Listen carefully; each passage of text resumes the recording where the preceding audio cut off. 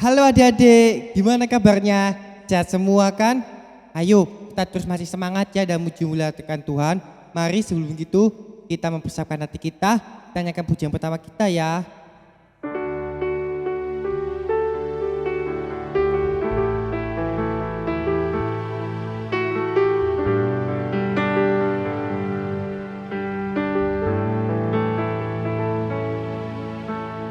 Selamat pagi Bapa, selamat pagi Yesus, selamat pagi Roh Kudus. Terima kasih atas anugerah-Mu semalam telah berlalu. Ku memuji, ku bersyukur, memuliakan nama-Mu. Allah Bapa, Putra Roh Kudus, terima kasih.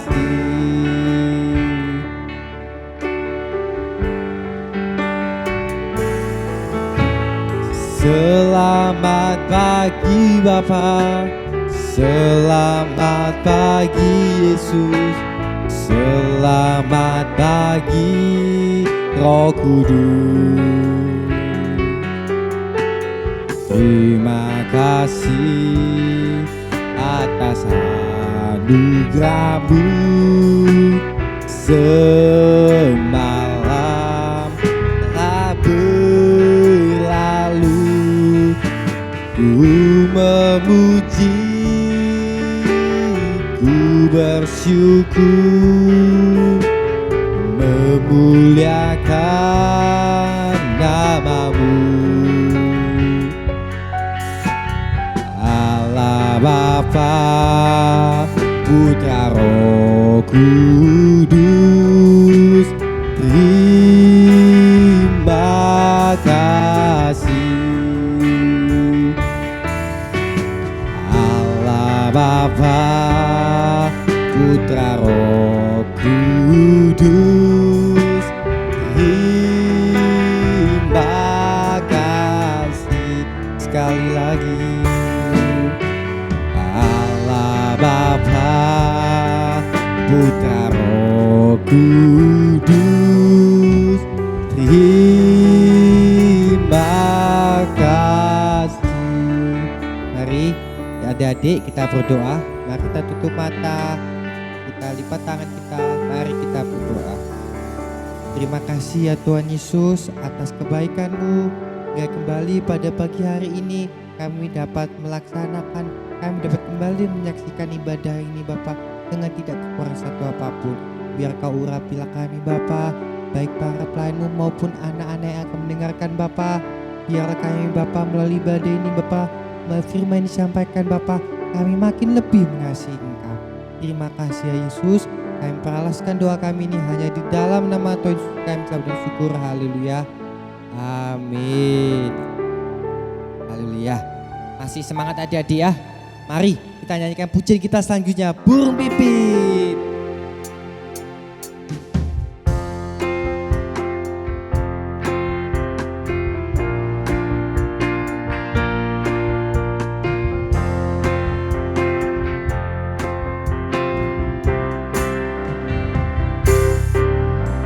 Burung pipit tidak menabur, tapi Tuhan beri makan.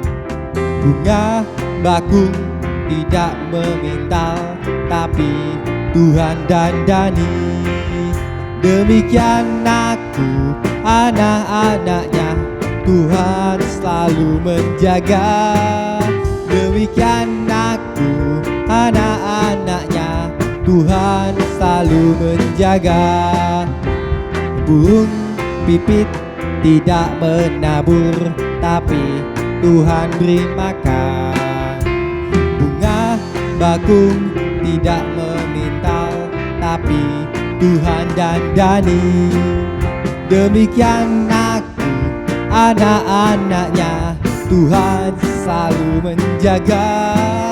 Demikian aku, anak-anaknya, Tuhan selalu menjaga.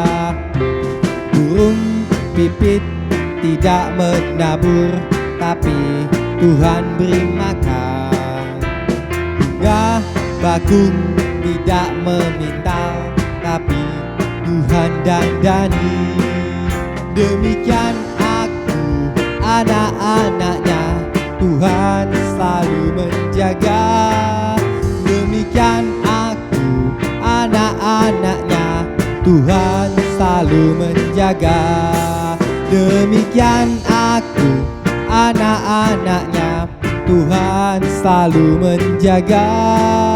Demikian aku, anak-anaknya, Tuhan selalu menjaga. Haleluya. Burung pipit aja Tuhan jaga, apalagi kita ya.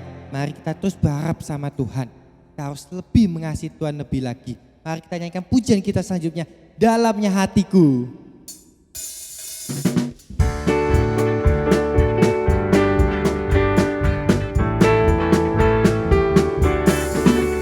Dalamnya hatiku jadikanlah selalu bersinar terus. Ya Yesus, berikanlah kepadaku sukacita, sukacita. Dalamnya hatiku jadikanlah selalu bersinar terus. Ya Yesus, berikanlah kepadaku sukacita, sukacita. Haleluya, haleluya, haleluya, nyanyilah. Haleluya, haleluya, haleluya, amin, amin. Dalamnya hatiku jadikanlah selalu bersinar terus. Ya Yesus, berikanlah kepadaku sukacita, sukacita. Haleluya, haleluya, haleluya, haleluya, nyanyilah. Haleluya, haleluya, haleluya, amin, amin. Haleluya, haleluya, haleluya, nyanyilah. Haleluya, haleluya, haleluya, amin, amin. Haleluya. Kita begitu ngasih Tuhan ya, lebih sungguh-sungguh lagi kita untuk masuk dalam rencana Tuhan, dalam kebaikannya. Mari kita kembali merasakan firman Tuhan. Sebelum itu kita menyiapkan hati kita dengan segala kesungguhan hati. Kita nyanyikan kita pujian kita selanjutnya untuk mempersiapkan hal ini.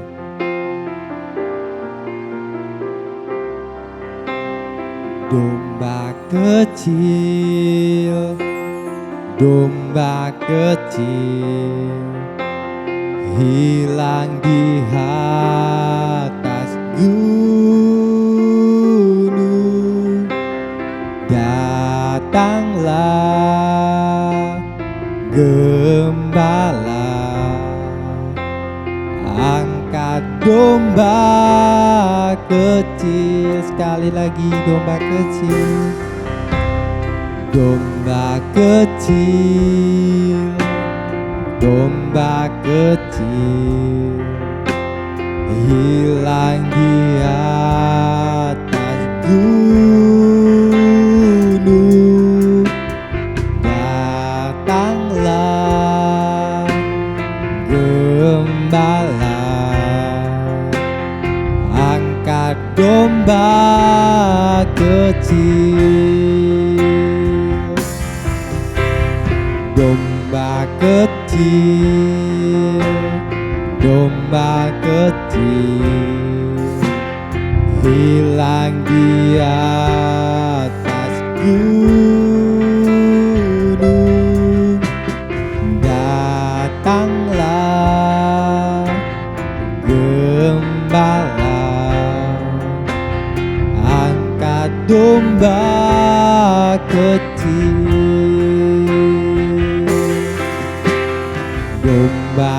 kecil, domba kecil, hilang di atas gunung.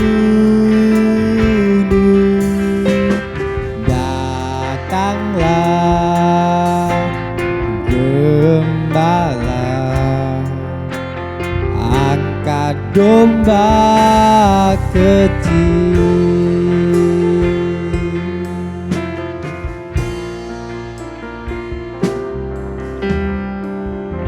Terima kasih Bapa kami surga, mengutus sertai kami Bapa sepanjang pujian kami. Hingga kembali Bapa kami akan mendengarkan dapat kebenaran firman-Mu.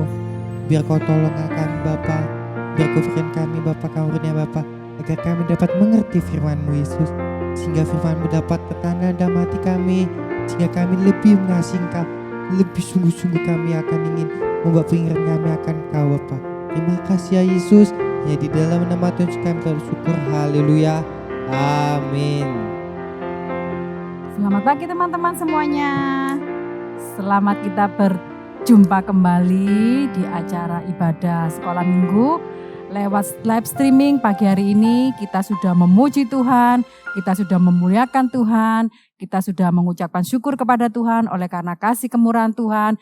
Sehingga pada saat pagi hari ini kita akan sama-sama siapkan hati kita, telinga kita, Alkitab kita, untuk kita sama-sama merenungkan firman Tuhan. Nah, pada pagi hari ini Karina akan menyampaikan firman Tuhan di dalam Amsal pasal 11 ayat yang ke-19. Yuk, Amsal pasal 11 ayat yang ke-19. Kalau sudah dapat, Karina sama-sama ajak kita membaca bersama-sama. Dengan hitungan ketiga, kita akan sama-sama mulai. 1, 2, 3. Siapa berpegang pada kebenaran yang sejati menuju hidup, tetapi siapa mengejar kejahatan menuju kematian. Nah, di sini dikatakan bahwa kekudusan sejati adalah kebahagiaan sejati. Kekudusan sejati merupakan persiapan jaminan dan kesungguhan kita supaya menjadi orang yang benar. Karena kebenaran yang sejati itu menuju suatu kehidupan. Apa itu suatu kehidupan? Hidup bahagia, hidup damai sejahtera, hidup kalau kita melihat orang yang selalu bersuka cita, itu adalah orang yang selalu hidupnya merasakan kebahagiaan, orang yang tidak mempunyai hati yang penipu juga bisa. Nah, di sini dikatakan bahwa kekudusan sejati adalah kebahagiaan yang sejati. Nah, di sini berarti bahwa kita orang-orang atau anak-anak yang mengenal akan Tuhan selalu berusaha untuk hidup benar, hidup yang kudus.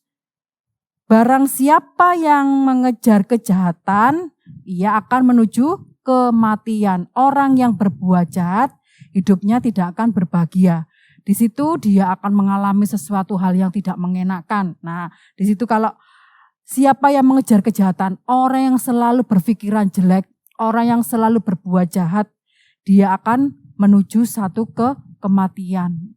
Orang yang mati itu, kalau dia berbuat jahat itu tentunya dia akan meninggal di mana. Nah, tentu teman-teman akan tahu tempatnya di mana. Nah, di sini Kak Rina akan membagi satu cerita Alkitab. Nah, di situ Kak Rina akan membuat satu contoh di mana ada seorang gadis yang sangat cantik. Dia adalah berasal dari suku dari bangsa Yahudi. Nah, tetapi dia ini adalah seorang anak yang tidak mempunyai orang tua. Papa mamanya sudah meninggal. Jadi dia itu hidupnya sendirian. Nah, tetapi dia ini dipelihara oleh pamannya. Nah, dia ini mempunyai namanya adalah Hadasa. Ada yang tahu siapa itu Hadasa? Nah, kalau nggak ada yang tahu, nanti Kak Rina akan memberitahu. Nah, di sini adalah seorang gadis cantik sekali. Nah, dia ini mempunyai nama, mamanya kalau ngasih nama itu namanya Hadasa.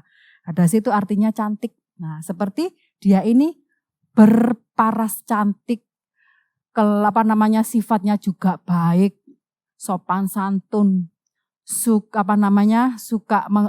dia itu mempunyai sifat menghormati orang tua. Dia itu adalah anak yang berbakti kepada orang tuanya. Nah, itu adalah nama dari Hadasa. Dia itu adalah anak yang cantik sekali. Nah, ada yang tahu siapa di sini? Nah, dia mempunyai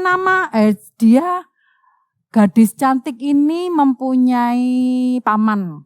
Nah, pamannya itu adalah namanya Mordekai. Pasti sudah ada yang tahu siapa itu Mordekai?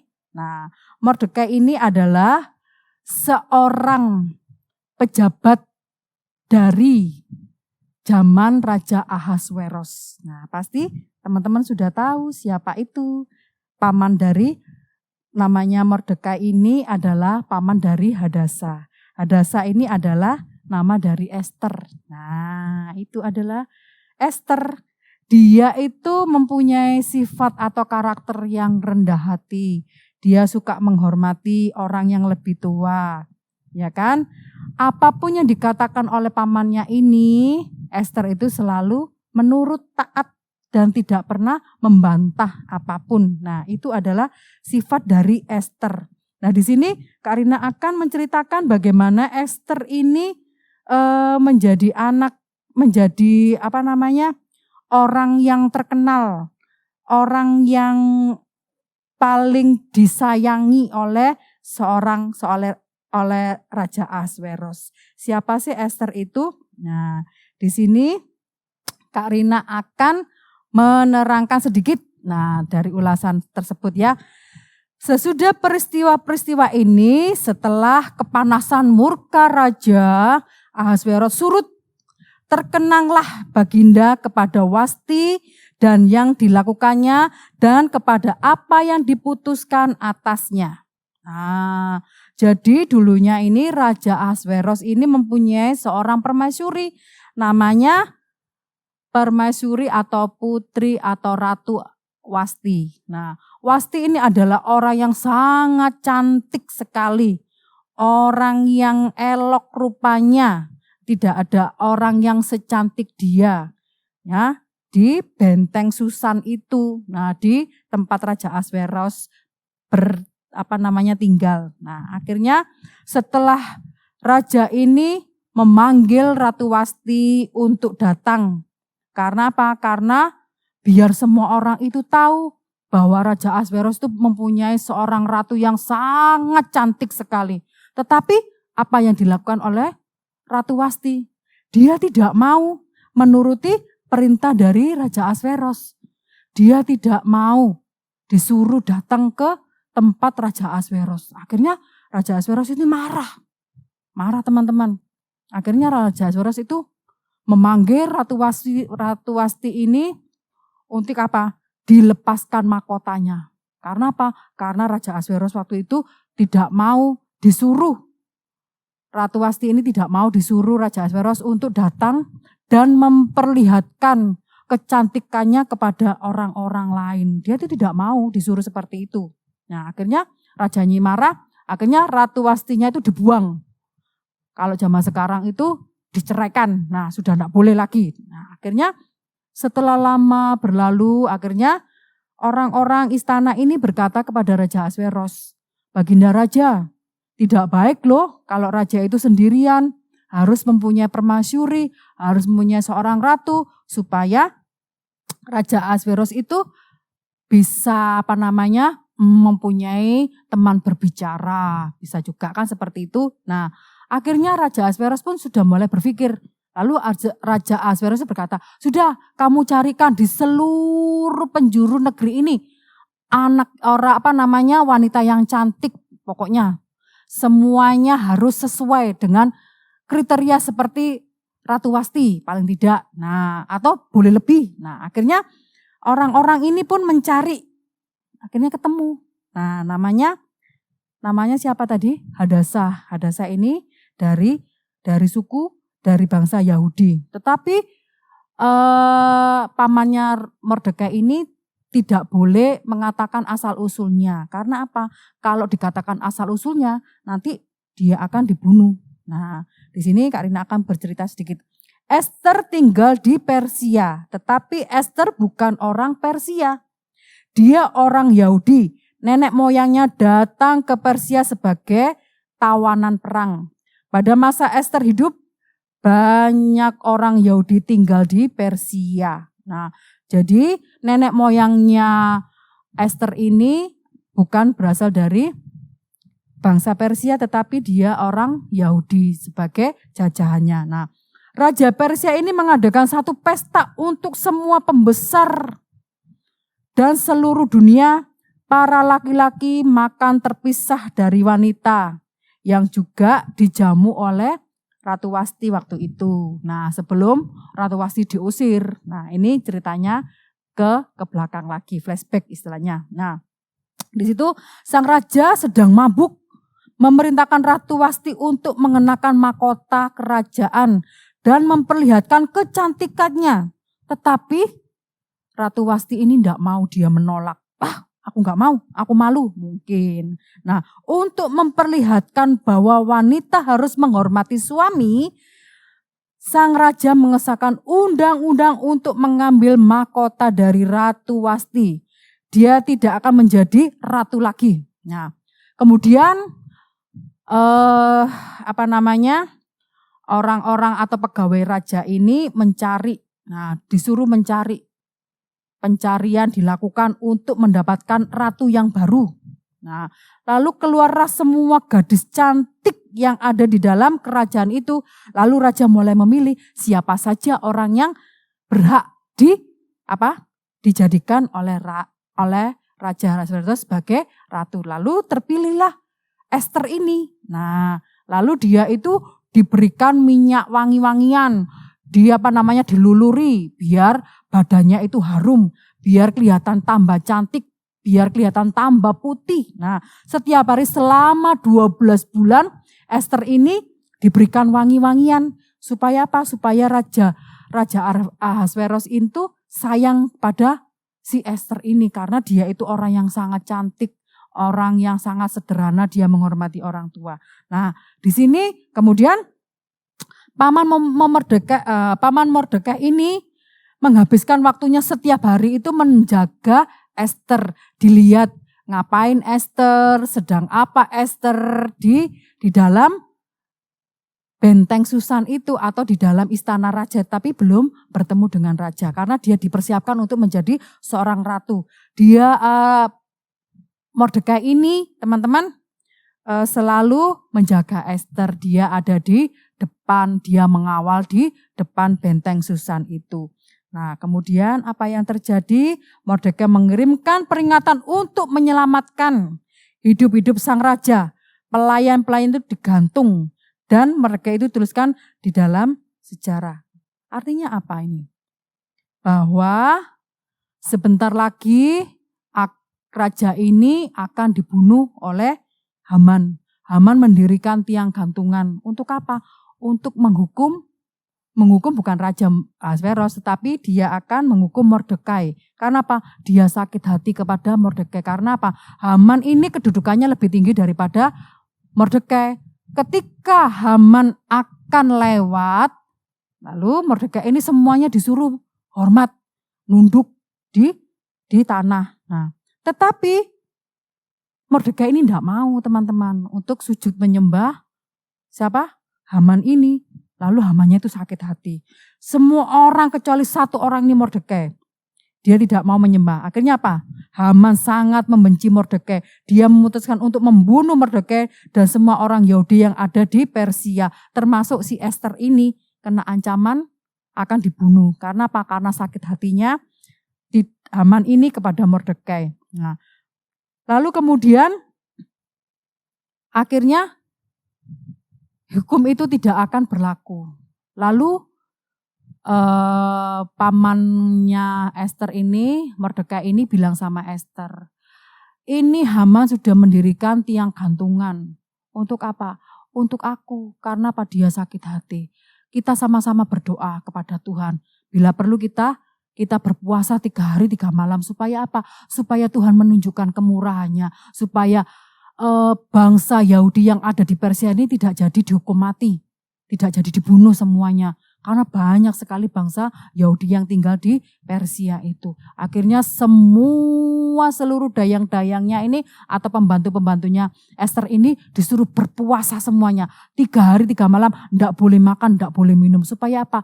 Supaya nanti raja ini menunjukkan kasihnya kepada Ester, supaya Ester diizinkan untuk masuk ke dalam istana, supaya Ester itu bisa mengutarakan isi hatinya kepada Raja Mordekai. Akhirnya apa? Setelah 3 hari 3 malam Ester berdoa berpuasa bersama-sama dengan orang Yahudi, baik binatangnya, baik anak kecil sekalipun, semuanya disuruh berdoa berpuasa supaya apa? Supaya bangsa Yahudi tidak dibunuh oleh orang-orang bangsa Persia ini. Karena apa? Karena Haman yang sakit hati kepada Mordekai. Karena dia tidak mau menghormati atau tidak mau sujud menyembah kepada Haman. Akhirnya si Mordekai ini mendirikan si Haman ini membuat membuat tiang gantungan. Lalu kemudian semua orang yang ada di Benteng Susan ini, karena Tuhan yang mendengar doa dari bangsa, dari orang-orang dari orang bangsa Yahudi ini mendengar doanya, akhirnya semuanya selamat. Lalu apa yang terjadi? Haman digantung di tiang gantungan yang dibuat sendiri oleh dia. Akhirnya Haman pun mati, digantung di tiang gantungan. Nah, apa yang terjadi? Karena orang-orang yang sudah berdoa berpuasa kepada Tuhan akhirnya diluputkan. Karena apa? Karena Tuhan mengasihi bangsa Yahudi. Orang yang takut akan Tuhan, orang yang mengasihi akan Tuhan akan diselamatkan. Demikian juga kalau kita mengasihi Tuhan, kalau kita berbuat baik kepada semua orang, maka Tuhan akan mendengarkan doa kita. Tuhan sayang kepada orang-orang yang mengasihi akan siapa? Akan Tuhan. Kalau kita percaya kepada Tuhan, maka Tuhan pun akan mengasihi kita. Di sini dalam ayat yang ke-19 dikatakan, siapa berpegang pada kebenaran yang sejati menuju hidup, tetapi siapa yang mengejar kejahatan menuju kematian. Seperti siapa? Seperti Haman. Haman sudah berpikir jahat, tetapi akhirnya Haman pun binasa. Karena apa? Karena kejahatannya. Orang yang jahat menuju kematian. Demikian juga kalau Ester sudah berbuat baik, maka dia mendapatkan kehidupan yang sejati. Dia berpegang kepada kebenaran sehingga dia menjadi apa? Menjadi orang yang berbahagia, diberkati. Akhirnya raja pun sangat mengasihi Ester sedemikian rupa. Nah, adik-adik, pada pagi hari ini firman Tuhan sampai di sini. Biarlah kebenaran firman Tuhan pada pagi hari ini adik-adik akan belajar lagi bagaimana Ester menjadi orang yang dikasihi oleh Tuhan. Bagaimana Ester berpegang teguh kepada Tuhan. Ester mengasihi Tuhan. Ester taat kepada Tuhan. Ester pun menjadi anak-anak yang dikasihi Tuhan. Ester menjadi orang yang sangat dikasihi oleh Tuhan. Bahkan Ester pun menjadi ratu kesayangan dari Raja Mordekai. Nah, di situ teman-teman, pada pagi hari ini firman Tuhan Kak Rina cukupkan sekian, dan kita akan sama-sama satu hati dalam doa. Kita akan sama-sama berdoa sebelum firman Tuhan tutup. Terima kasih Tuhan Yesus, kami pada pagi hari ini sudah belajar mengenai Ester Tuhan yang menjadi anak yang takut akan Engkau, menjadi seorang permaisuri yang sangat dikasihi oleh Raja Mordekai karena Ester sangat mengasihi akan Engkau Tuhan. Jadikan kami anak-anak-Mu Tuhan Yesus menjadi anak-anak yang manis, menghormati orang tua Tuhan, terutama takut akan Engkau Tuhan. Biarlah kehidupan kami boleh menjadi garam dan terang seperti Ester yang sudah menjadi garam dan terang bagi bangsa Yahudi. Biarlah kami boleh belajar seperti Ester Tuhan. Terima kasih Tuhan Yesus, terima kasih kalau pada pagi hari ini kebenaran firman-Mu menjadi jaminan dalam kehidupan kami ya Bapa.